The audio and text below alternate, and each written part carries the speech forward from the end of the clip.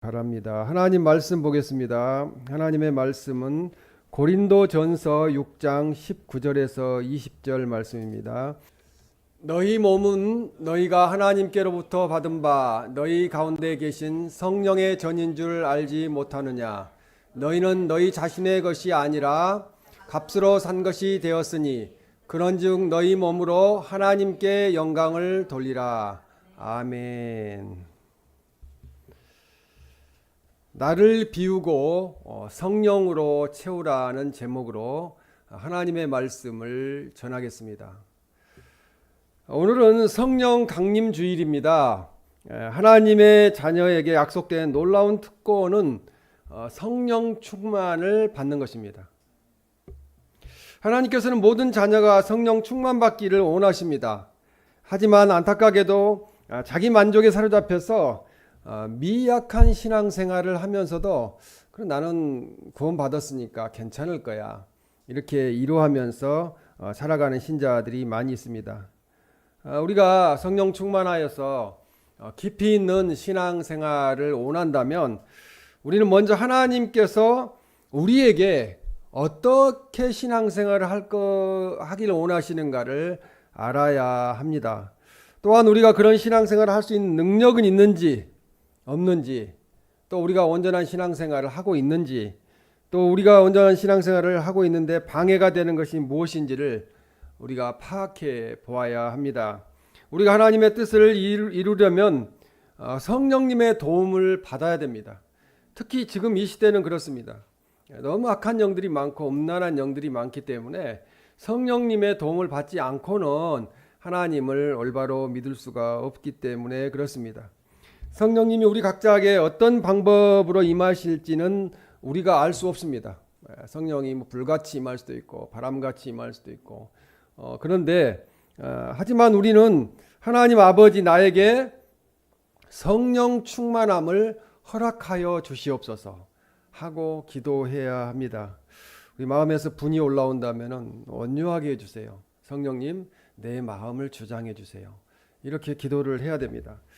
나의 마음을 비우고 성령님께서 나의 마음을 주장해 주시라고, 나의 마음에 들어오셔서 채워 주시라고 그렇게 믿고 바란다면 그 다음부터는 이제 성령님이 우리 마음을 주장해 주세요. 하루에도 몇 번씩 우리는 불행해질 수도 있고 우리는 행복해질 수도 있어요. 그것은 왜 그러냐면 우리 마음속에 성령님이 역사하시면 행복해지는데 마귀가 역사하면은 불행하다고 생각하기 때문에 그렇습니다.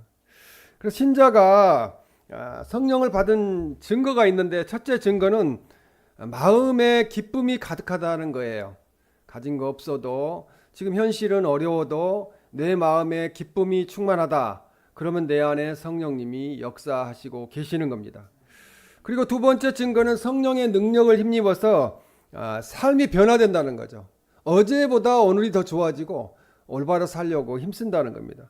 그래서 그리스도를 증거하게 된다는 거죠. 입만 열면은 예수님 믿어야 됩니다. 하나님 믿어야 됩니다. 교회 다녀야 됩니다. 구원 받아야 됩니다. 이렇게 하게 되면은 내 안에 성령이 충만하게 역사하신다는 것을 우리가 알 수 있습니다. 그것은 하나님의 나라를 경험한 제자들의 삶 속에서 이루어진 놀라운 변화에서 찾을 수가 있어요. 오순절 마가의 다락방에 120명의 성도들이 모였습니다. 거기에 제자들도 있었습니다. 그들이 과거에는 예수님을 부인하고 수석 제자인 베드로도 3번이나 부인하고 나 예수님 몰라요. 3년 동안 따라다니면서 이적과 기적과 모든 걸 보았지만 계속 부인했어요. 그랬는데 나중에 이제 담대해졌어요. 성령 충만해지고 성령 받은 후로는 담대해져서 너희 말을 듣는 것보다 하나님 말을 듣는 것이 옳다는 것을 강력하게 주장하는 죽으면 죽으리라는 그런 삶을 살게 되었습니다. 우리도 어려운 시대에 잘 믿는 성도로 살아가려면 우리 안에 성령 충만함을 채워야 합니다. 성령의 전인 우리의 몸을 성령 충만함으로 채우려면 어떻게 해야 할까요? 첫 번째로 어린아이와 같은 마음으로 온전히 순종해야 합니다. 어린아이와 같은 마음을 가져야 된다는 거죠. 그래서 이 고린도전서 6장 19절에 보면 너희 몸은 성령의 전인 줄을 알지 못하느냐 이렇게 말씀합니다. 그러니까 우리 안에 성령님이 계시다는 거죠. 그렇기 때문에 오늘 교회에 나올 수 있고 하나님께 예배할 수 있습니다. 사도 바울은 고린도전서 3장 16절에서도 이렇게 말합니다. 너희는 너희가 하나님의 성전인 것과 하나님의 성령이 너희 안에 계시는 것을 알지 못하느냐라고 똑같은 질문을 하고 있습니다. 여기서 너희라는 것은 복수를 사용해서 교회 공동체 전체가 하나님의 성전이라는 거죠. 이 보이는 이 건물이 성전이 아니고 우리 모든 교회 성도님들 모임이 하나님의 성전이라는 것입니다. 요즘 교회들이 큰 교회를 자랑합니다. 그러나 그것은 자랑할 게 못되고 그 안에 있는 성도님들이 진짜 성령 충만하느냐 하지 않느냐 그것이 가장 중요하다는 말씀입니다. 그리고 또 너희 몸이라는 것은 단수로 사용되기도 하는데요. 성도 개인이 하나님의 성전이라는 거예요. 그럼 우리 개인이 움직이면은 하나님의 성전이 움직이는 거예요. 하나님의 성령님이 내 안에 계시기 때문에 그렇습니다. 개인의 인격 속에 성령님이 거하신다는 거죠. 만나면 하나님 만난 것 같고 만나면 기쁘고 보고 싶고 하는 분들이 있잖아요. 그 안에 성령님이 크게 역사하시기 때문에 그분이 바로 성령의 성전이기 때문에 만나면은 기쁘다는 것입니다. 우리 몸은 내 자신의 것이 아니라 내 몸은 내가 하나님으로부터 받은 성령이 계시는 성전입니다. 그러니까 우리 몸을 더럽히지 말아야 된다는 거죠. 따라서 하나님의 성전으로서의 각각의 그리스도인들은 거룩한 하나님의 성전이기 때문에 거룩한 하나님의 뜻에 합당하게 적합하지 않는 행위들을 삼가해야 된다고 말씀합니다. 이 말씀은 비단 음행이라는 것뿐만 아니라 모든 부분에 있어서 적합하지 않는 행동들을 절제해야 한다는 것을 포함합니다. 왜냐하면 그리스도인은 자신의 모든 인격을 포함해서 자신의 몸을 성령이 거하는 거룩한 처소로 생각해야 되기 때문에 그렇습니다. 우리의 마음은 하나님께서 실제로 거하시며 하나님의 생명과 사랑을 드러냄으로써 오직 하나님만을 사랑하고 즐거워하도록 창조되었습니다. 그런데 마귀가 하나님의 성전인 우리 마음에 들어와 가지고 해방 놓고 하나님 앞에 올바로 살지 못하도록 계속 유혹하는 것입니다. 그래서 자신의 몸을 성령이 거하는 거룩한 처소로 생각한다면 우리가 보는 것, 우리가 또 말하는 것, 행동하는 것이 하나님 뜻에 합당하게 행동을 해야 된다는 것입니다. 우리의 마음은 하나님께서 실제로 거하시며 하나님의 생명과 사랑을 드러내야 된다는 거죠. 그래서 마태복음 5장 3절에 보면 심령이 가난한 자는 복이 있나니 천국이 그들의 것이며 라고 말씀합니다. 그래서 우리의 마음이 가난하기를 하나님이 원하신다는 거죠. 마음에 욕심이 생기면은 막 보지 말아야 될 걸 다 보고 또 하지 말아야 될 걸 다 하고 이렇게 하잖아요. 근데 마음이 가난해져서 마음이 경건해져서 우리가 하나님이 원하시는 일을 해야 된다는 것입니다. 우리가 하나님께 마음을 드리면은 우리 안에 성령님이 크게 거하세요.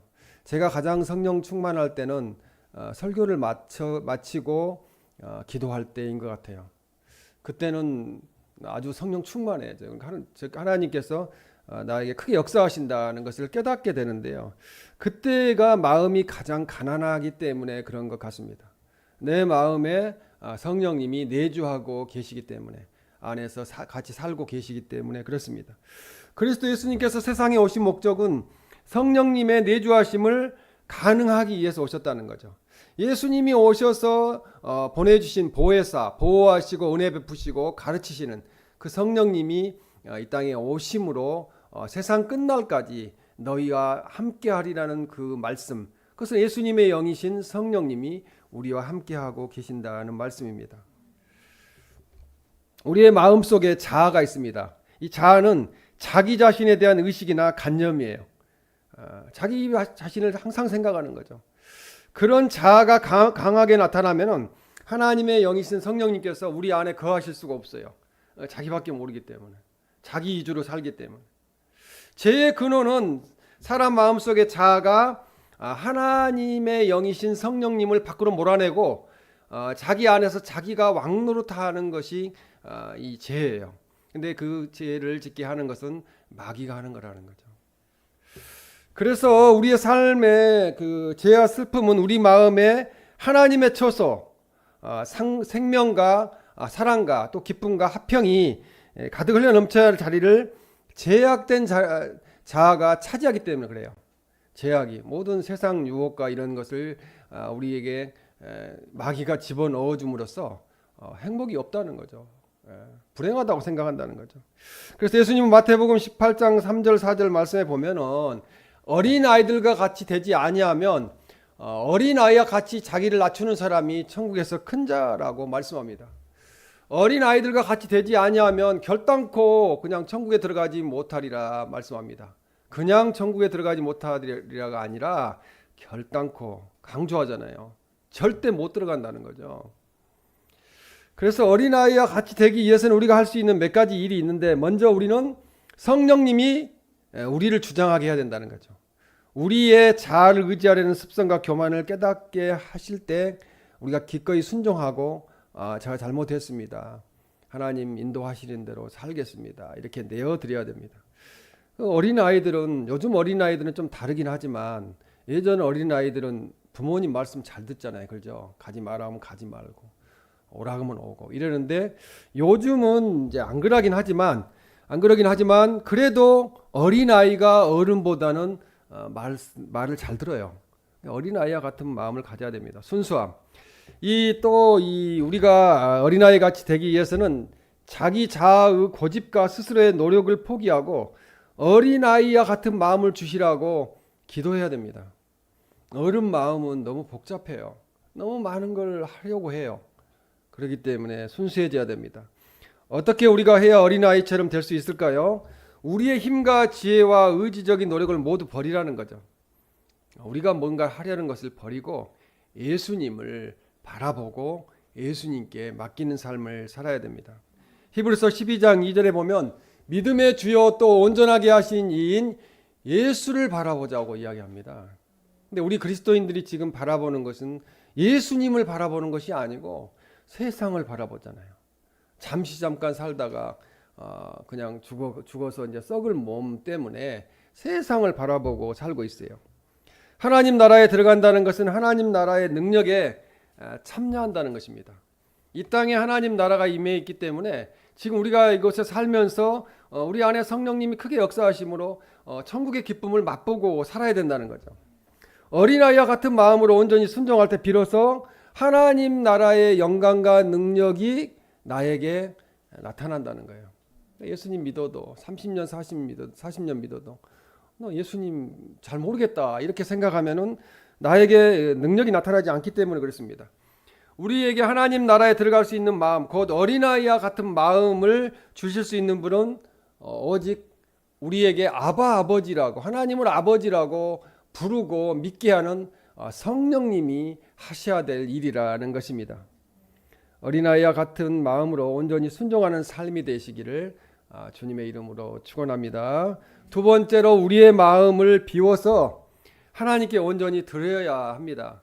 지금 여기 앉아 있는데 집 걱정, 또 집에 뭐 해놓고 온 걱정, 이렇게 마음을 거기에 두고 있어서는 안 돼요. 마음을 비워야 돼요. 하나님께 왔으면은 집에 무슨 일이 일어나도 하나님이 책임지시겠지, 이렇게 비워야 됩니다.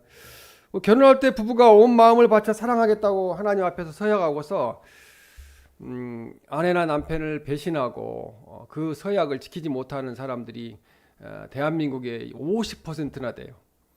50%나 됩니다.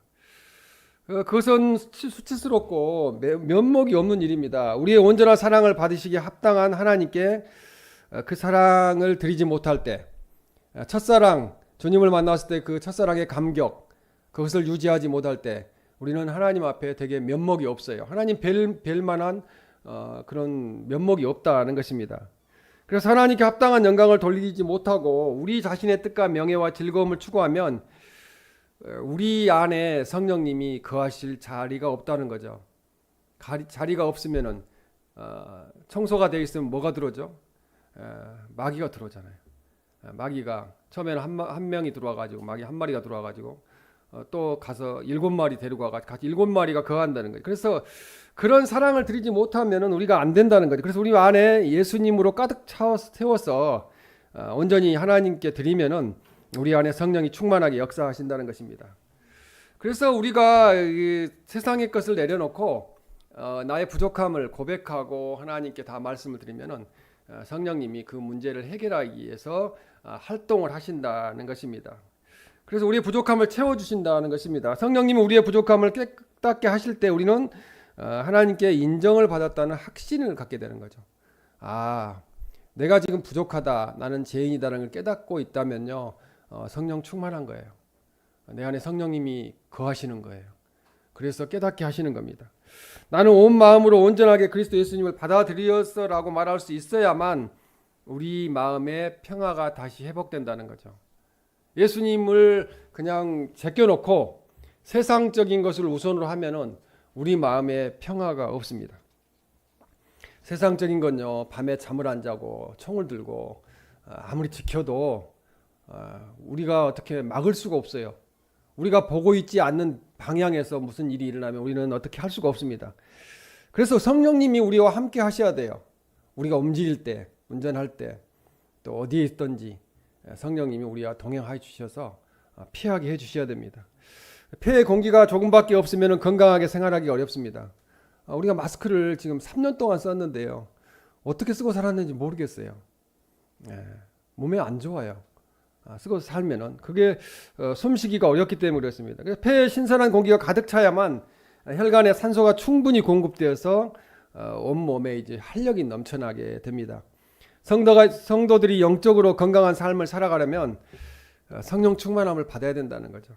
그래서 에베소 5장 18절에 보면은 술 취하지 말라, 이는 방탕한 것이니 오직 성령으로 충만함을 받으라고 말씀합니다. 그래서 성령 충만함을 받으면은 모든 문제가 해결이 되기 시작합니다. 성도는 하나님 아버지 저에게 성령 충만함을 허락하옵소서. 기도가 안 나오잖아요. 그러면 기도 길게 할 거 없어요. 하나님 성령 충만함을 저에게 허락하옵소서. 성령 충만해지면 사랑, 희락, 화평, 오래 참음, 자비, 양선, 충성, 온유, 절제 하거든요. 이 9가지 열매 맺으면요, 그건 천국이에요. 이 땅이 천국이 됩니다. 그래서 마음을 비우고 하나님께서 충만히 채우실 걸 믿고 바란다면 그 다음부터는 우리보다 성령님이 알아서 다 해결하신다는 거죠. 잠 안 자고 걱정한다고 해결될 것은 하나도 없어요. 그래서 하나님은 우리의 온 마음을 하나님께로 향하는 것을 원하고 계시다는 거죠. 세상으로 향하는 것 원하지 않으신다는 겁니다. 우리가 우리의 마음을 하나님께 온전히 내어드릴 때 주님이 우리 마음 안에 들어와서 같이 거하신다는 거죠. 같이 사신다는 거죠. 우리가 마음을 비우고 하나님께서 충만히 채우실 것을 믿고 기도하면 그 다음부터는 하나님께서 우리 일을 하세요. 모든 것을 책임지고 알아서 하세요. 부모님이 되신 분들은 다 아실 거예요. 자녀가 무엇이 필요한지를 다 알고 계시잖아요. 그 방에 갖다 놓잖아요.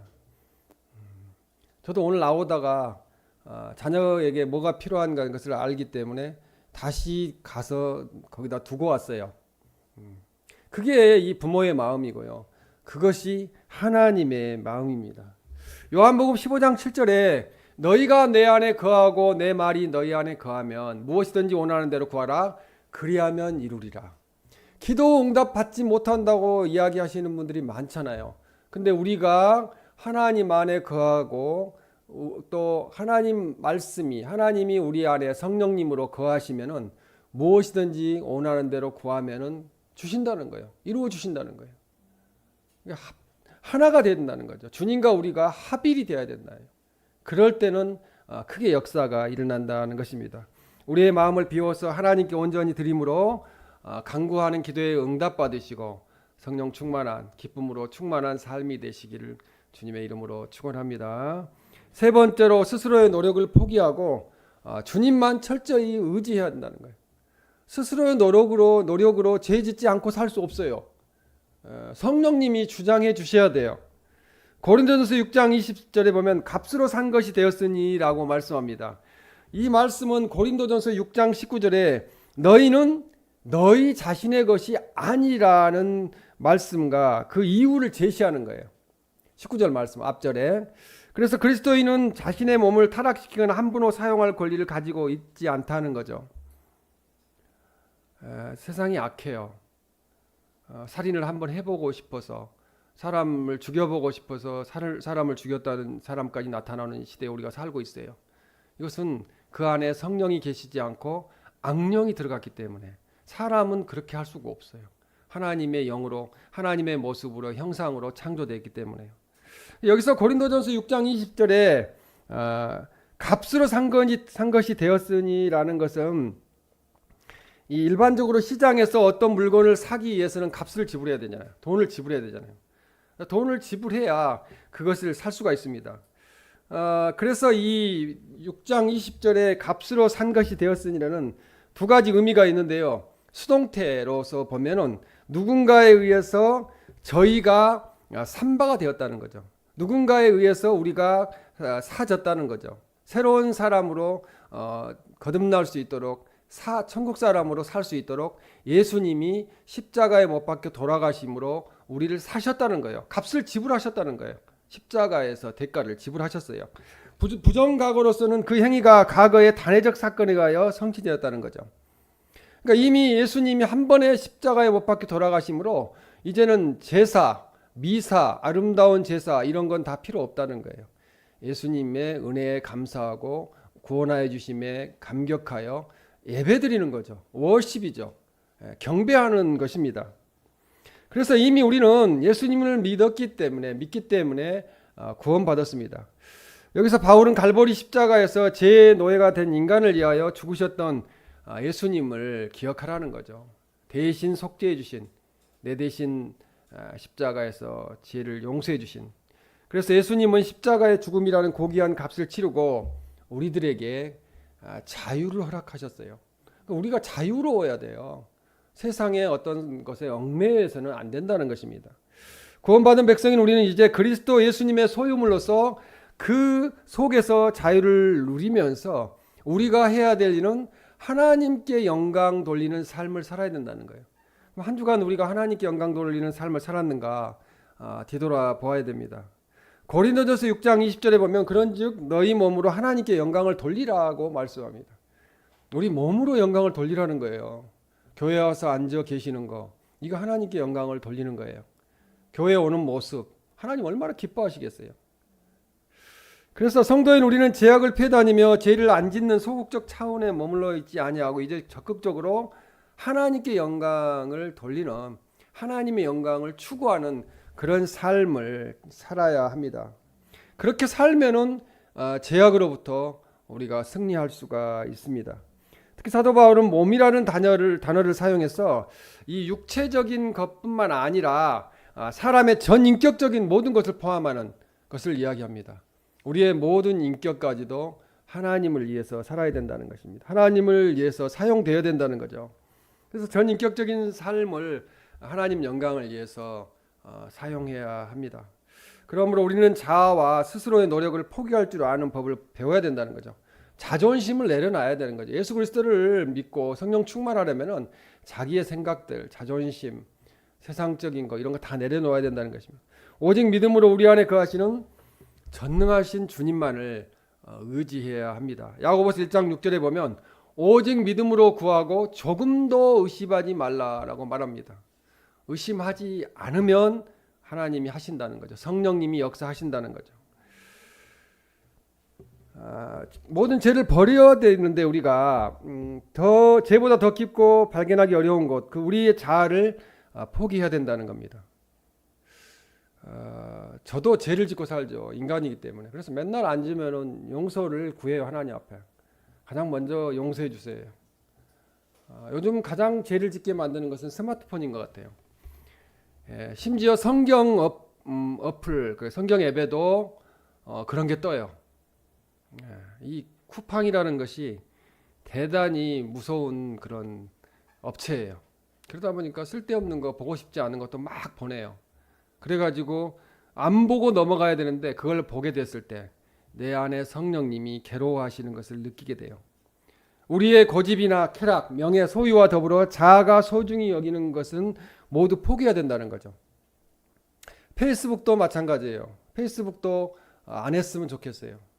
페이스북 오래간만에 친구 한 명을 친구를 찾기 위해서 페이스북에 가서 검색을 하잖아요. 검색하기 전에 주변에 너무나 많은 안 좋은 것들이 깔려 있어요. 그래서 스마트폰이 저는 666이 아닌가, 짐승이 아닌가, 사탄의 하수인이 아닌가 그런 생각을 해봅니다. 그래서 우리의 눈을 어둡게 하고 모든 것을 포기하지 못하도록 방해하는 것, 이것이 바로 마귀가 하는 것이라는 거죠. 요즘 마귀는 하얀 소복을 입고 나타나지 않아요. 스마트폰에 조용히 그냥 있으면서 우리를 유혹하고 있는 이 시대에 우리가 살고 있습니다. 전직 교도관 출신인 박효진 장로님의 간증을 여러분은 들어보셨을 거예요. 이 박효진 장로님은 청송감호소와 서울구치소 경비대장을 하신 분이세요. 그래서 이 죄수들이 놀랍게 변화되는 회심하는 모습을 이제 보고 책을 썼는데, 하나님이 고치지 못할 사람은 없다. 하나님은 아무도 포기하지 않는다. 그 책이 저 위에 목양실에 있어요. 필요하신 분은 빌려드릴 수 있어요. 사형수들에게 복음을 통해 새 사람으로 거듭나게 한 전도자의 역할을 감당하고 있습니다. 이 박효진 장로님은 제가 결혼 후에 신혼 시절에 다녔던 이 신림동에 가면은 명문교회라고 있어요. 그 명문교회에서 우리 하민이가 서너 살 먹었을 때 하민이를 너무나 이쁘게 보아주시고 칭찬해 주셨던, 기호해 주셨던 그런 장로님이세요. 그때 이 명문교회에서 직접 들었던 간증이 생생합니다. 장로님은 이 결혼할 때 예수님을 믿기로 하고 결혼을 했어요. 그런데 그는 십수년이 지난 동안 이제 교회 나오게 됐는데, 처음에는 그냥 교회에 이제 억지로 그 사모님이 권사님인데 따라서 다닌 거죠.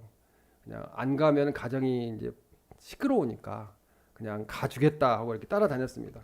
그래서 이 예수님을 만나기 전까지는 이 장로님은 가짜 신자였어요. 무늬만 신자, 그런 신자였습니다. 38살 때 처음 하나님을 만나는 이제 성령 체험을 하게 되는데요. 그때 세상적인 모든 이전의 잘못들을 끊어내고 새 사람이 되었다는 거죠. 술도 먹고 담배도 피우고 다 했겠죠. 새 사람으로 변화되었습니다. 세상적으로 살던 박효진 장로님은 180도 변화시킨 말씀이 있는데, 그 말씀이 고린도전서 3장 16절 말씀이에요. 너희는 너희가 하나님의 성전인 것과 하나님의 성령이 너희 안에 계시는 것을 알지 못하느냐. 아까 말씀드렸잖아요. 오늘 본문하고 같은 말씀이에요. 이 성령의 말씀에 사로잡힌 그는 단 하루 만에 180도 변화가 되어서 참 신자가 되었습니다. 한 사람의 변화로 9개월 만에 이제 수감자 1600여 명이 예수님을 믿고 영접하는 그런 역사가 일어나게 되었습니다. 그래서 이 청송 감호소가 이제 폐쇄하게 되었고요. 그 감호소 자리에 기술을 가르치는 청송 직업 훈련소가 들어서게 되는 역사가 일어나게 되었습니다. 한 사람이 변화되면요, 세상이 달라져요. 놀라운 역사가 일어나게 됩니다. 목수가 기둥을 주초위에 세우며 집을 짓듯이 성령은 우리 위에 믿음의 집을 세우고 계세요. 믿음의 집을 잘 세워야 됩니다. 근데 성령님이 하신다는 거죠. 예수님께서 공생애를 시작하기 전 먼저 요단강에 세례를 받으셨습니다. 세례를 받고 물가에 올라오실 때 뭐가 역사였어요? 성령이 비둘기같이 임했다고 그렇게 말씀합니다. 하나님이셨던, 또 하나님의 아들로 이 땅에 오셨던 예수님에게도 성령님이 충만하게 역사하셨다는 것입니다. 그래서 성령님이 예수님을 강야로 내보내셨어요. 강야로 내보내시고 성령님의 이끌려서 마귀에게 시험받음으로 승리하게 하셨습니다. 40일 동안 예수님은 죽으셨지만 절대 흔들리지 않으셨다는 거죠. 성령님이 충만하게 역사하셨기 때문에 그렇습니다. 성령님은 넘어지는 자, 실망하는 자에게 용기를 주신다는 거죠. 지금 우리가 실망하고 넘어져 있습니까? 나 인생은 이제 의미가 없어. 내가 이 나이에 뭘 할 수 있겠어? 이렇게 생각하신다면 성령님, 나와 충만하게 역사하여 주시옵소서. 그렇게 하면요, 지금도 무엇이든지 할 수 있어요. 나이가 60이면은 90까지만 산다고 해도 앞으로도 3분의 1이 남았어요. 엄청난 많은 시간이 남아 있습니다. 그래서 성령님은 넘어진 자, 실망한 자에게 용기를 주시고 일으켜 세워 주십니다. 마른 뼈 같은 이스라엘을 에스겔 7장 말씀에 보면 하나님의 군대 마하나임이라고 그러는 여호와의 군대로 살려주셨어요. 죽어 있는 마른 뼈들에게 살을 입히시고요, 생기를 불어넣어 가지고 다시 살리는 역사를 성령님이 하신 겁니다. 그래서 이 주님은 십자가에서 우리의 모든 죄에 대해서 죽으심으로 우리가 이 제약된 자아로부터 해방되어 우리 마음이 다시 하나님의 성전이 되도록 회복해 하는 일을 누구를 통해서 하시냐면은 성령님을 통해서 하신다는 거죠. 마른 뼈가 살아나게 하신, 사람이 되어서 걸어다니게 하신 그 성령님께서 지금 우리가 어떤 상황에 놓여 있다 할지라도 무슨 일을 못 하시겠어요? 아직 우리는 포기하기 이르다는 거죠. 죽을 때까지는 포기할 이유가 없어요. 우리를 통해서 하나님이 하실 계획을 갖고 계시기 때문에 그렇습니다.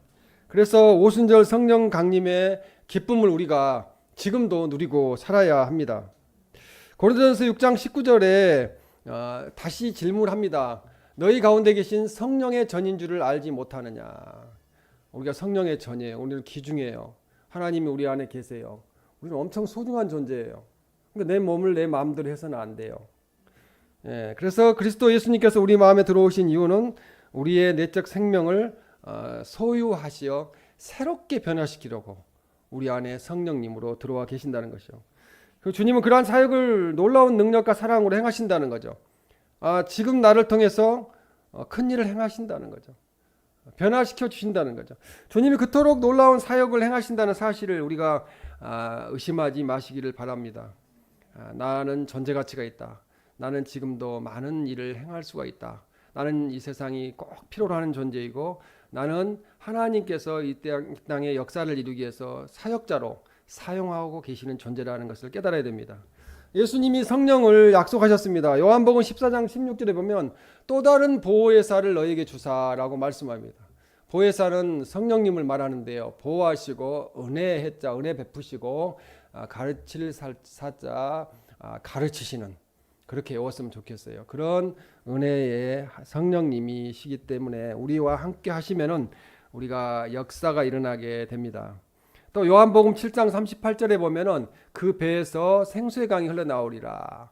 나를 믿는 자는 성경의 이름과 같이 우리 배가 여기 있잖아요. 그죠? 생수의 강, 기쁨과 소망이 흘러나오는 거예요. 왠지 환경은 별거 없는데 되게 기쁠 때가 있잖아요. 그러죠? 저도 이제 앉아서 기도하면서 이제 큰 교회를 좀 생각해 볼 때가 있어요. 그러면은 큰 교회 생각하다 보면 우리 교회 보면은 좀 우리 교회가 언제 그렇게 성장할 수 있을까 그런 생각을 갖잖아요. 그러다가도 우리 성도님 한 분 한 분이 하나님의 성전이다, 성령의 전이다라는 생각을 하게 되면은 너무 감사하다. 한 영혼이 천하보다 귀하니 너무 감사하고 이것도 감사, 저것도 감사, 다 감사하다는 생각을 하게 됩니다. 성령 충만은 곧 자기 안에 기쁨이 충만한 거예요. 그냥 살아있음에 감사한 거예요. 건강 주심에 감사하고 움직일 수 있음에 감사하고. 모든 것이 감사할 때, 모든 것에 감사할 때 예수님께서는 우리에게 더 감사할 수 있는 조건들을 허락하여 주십니다. 하나님의 자녀는 누구나 매 순간 하나님의 교제를 나눌 수 있는 복된 특권을 누린다는 거죠. 그냥 부르면 돼요. 하나님 아버지. 그러면 내 안에 있는 성령님이 듣고 계시고요, 보고 계시고 역사하고 계십니다. 무지한 어부에 불과했던 제자들이 담대히 나아가 행했던 사역과 그들이 사용했던 무기를 생각해 보시기 바랍니다. 그들의 무기는 단 한 가지, 성령 충만이었어요. 없었어요. 가진 것도 없고 아무것도 없었어요. 그 사람들. 그래서 성령 충만할 때 세계를 변화시켰습니다. 예수님께서 영으로 임하신 성령 강림을 통해서 하나님 나라의 삶이 이 땅의 현실로 이루어지게 되었어요. 우리는 제자들처럼 하나님께서 주시는 능력을 덧입을 수 있습니다. 누가복음 24장 49절에 보면 너희는 이로부터 능력을 입혀질 때까지 이 성에 머물라 하시느니라.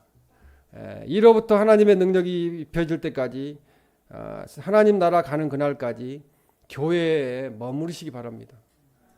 세상 사람들 다 떠나고 예수님 안 믿는다고 세상이 좋사오냐고 다 나가버려도 나 혼자라도 우리 사랑수 가족만이라도 하나님 앞에 하나님의 성에 머물러 있으면은 분명히 기도에 응답 받을 거고요. 또 하나님의 능력이 우리에게 덧입혀지게 될 것입니다. 사람들은 대개 자신의 취향이나 성격에 맞게 집을 꾸밉니다. 그래서 그 집을 가보면은 이 집이 어떤 성격의 소유자라는 것을 알 수가 있어요. 성도인 우리는 나를 비우고 성령으로 채워야 된다는 거죠. 내가 어디 갔을 때 내가 오는 것을 반가워하게 해야 되겠죠. 내가 오늘 어디를 갔는데 내가 오는 것을 반가워하지 않는다면 내 안에 성령이 충만하게 역사하지 않고 마귀가 역사하기 때문에 그렇습니다. 나의 몸은 하나님의 성전이라는 거죠.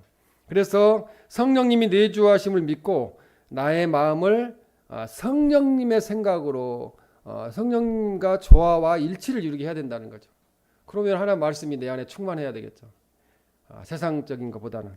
하나님의 쓰신 사람들은 모두 기도를 통해서 성령 충만하고 성령의 생각으로 살았습니다. 하나님이 성령으로 주시는 능력과 자원으로 우리가 전도해야 된다는 거죠. 오늘 전도하셔가지고 새로운 우리 성도님이 오셨는데 얼마나 기뻐요. 감사하고 또 우리 집사님이 허집사님이 또 차에 이렇게 모시고 왔어요. 너무 감사합니다. 하나님의 말씀을 우리가 성령님이 깨닫게 하세요. 우리에게 깨닫게 하시고 예수님 믿게 하십니다. 그래서 우리가 하나님 말씀을 가까이 해야 되고 기도 안 되면은 기도 하루에 7시간 못 해요. 7시간 하면 다른 일을 못 해요. 그래서 근데 할 수 있는 거 있어요. 예전에 있던 교회에서 뭐 10분만 기도하자를 워낙 기도를 안 하니까 하루 10분만은 기도하자는 그 복음성을 만들어 갖고 불렀거든요. 그래서 제가 목사님은 만들 때 좀 1시간 정도로 만들지 어떻게 하루에 10분만 기도하라고 그랬을까 이렇게 생각을 했는데 근데 진짜 바쁘신 분들은 하루에 10분 기도하기도 어려워요. 10분만 기도할 수 있다면 그 기도 제목 중에 하나가 뭐냐면은 모든 걸 다 하지 않는다 하더라도 하나님 내 안에 성령으로 충만하게 하옵소서. 성령 충만하면 사랑이라 화평 오래 참음 자비 양선 충성 온유 절제 다 해결되잖아요. 열매 맺잖아요. 그러면 기쁜 거예요. 살아있으면 기쁜 거예요. 그래서 마가 다락방에 성령이 임할 때 제자들이 달라진 것처럼 성령 충만하여서 우리가 성령으로 행동하고 우리가 성령으로 일하고 성령으로 사역을 감당하는 우리 모두가 되시기를 주님의 이름으로 축원합니다.